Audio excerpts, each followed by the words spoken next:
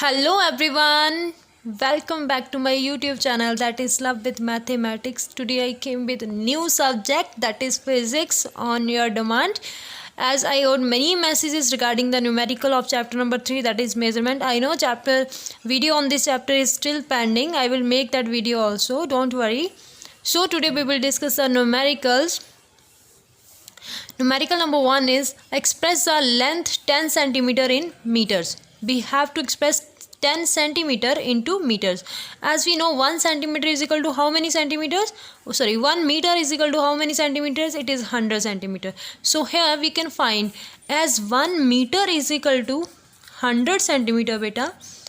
तो यहाँ से अगर हम 1 सेंटीमीटर की वैल्यू निकालना चाहें, राइट, 100 सेंटीमीटर 1 मीटर के इक्वल है और 1 सेंटीमीटर किसके इक्वल होगा? जब इसकी वैल्यू निकालेंगे तो ये जो चीज़ इधर है 100 इधर है तो वो सीधा डिवाइड में चला जाएगा, तो इट बिकम्स 1/100 मीटर, राइट. सो हमारे पास क्या है, 10 सेंटीमीटर को एक्सप्रेस करना है is equal to 10 centimetre is equal to, इसको हम ऐसे लिख सकते हैं 10 × 1 सेंटीमीटर. अगर लिख दें तो कोई दिक्कत है क्या? कोई दिक्कत नहीं. अगर 1 से मल्टीप्लाई कर देंगे कुछ नहीं होगा. तो 10 as it is into 1 centimetre. 1 centimetre किसके इक्वल है? 1/100 मीटर के. तो यहाँ पे हम लिख सकते हैं 1/100 मीटर. It becomes 10/100 metre. 0 से 0 कैंसिल हो गया तो it becomes 1/10 metre.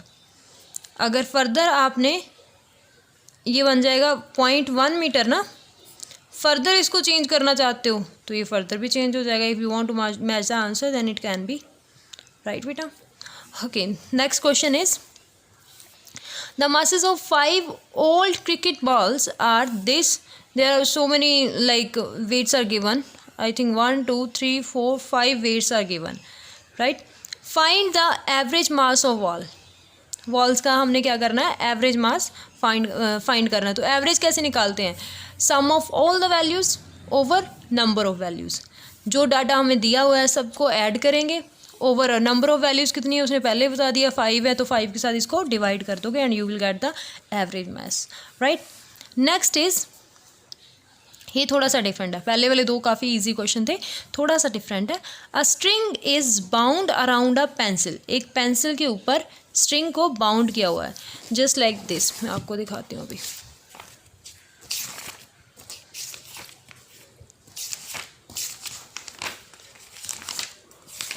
Wait, I know, like this. देखिए जैसे एक पेंसिल हो गई या कुछ भी उसने लिया हुआ है उसके ऊपर बाउंड किया हुआ है किसी चीज़ के ऊपर, जैसे हम थ्रेड को घुमा देते हैं, ठीक है, इसको बाउंड करना बोलते हैं. He said a string is bound around a pencil 50 times. Pencil के ऊपर एक स्ट्रिंग को उसने 50 टाइम्स घुमाया हुआ है.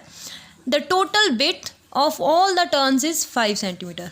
उनकी जो टोटल विड्थ है, टोटल विड्थ किस चीज़ की? ये वाली चीज़, ये इतनी चीज़, राइट. ये कितनी है? कहता है ये टोटल विड्थ है इस चीज़ की, ये कितनी है उसके पास? 5 सेंटीमीटर है. Find the thickness of the string.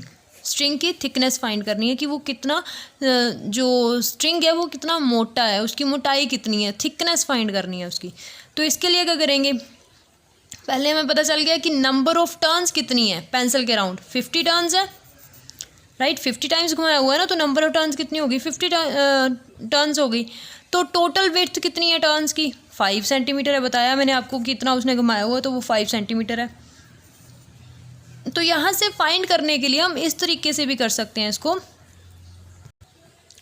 आप इसको और तरीके से कैसे कर सकते हो? जैसे इसको समझने की बेटा कोशिश करना ज़रा, कि अगर हम बोलें कि 50 टर्न्स हैं, 50 टर्न्स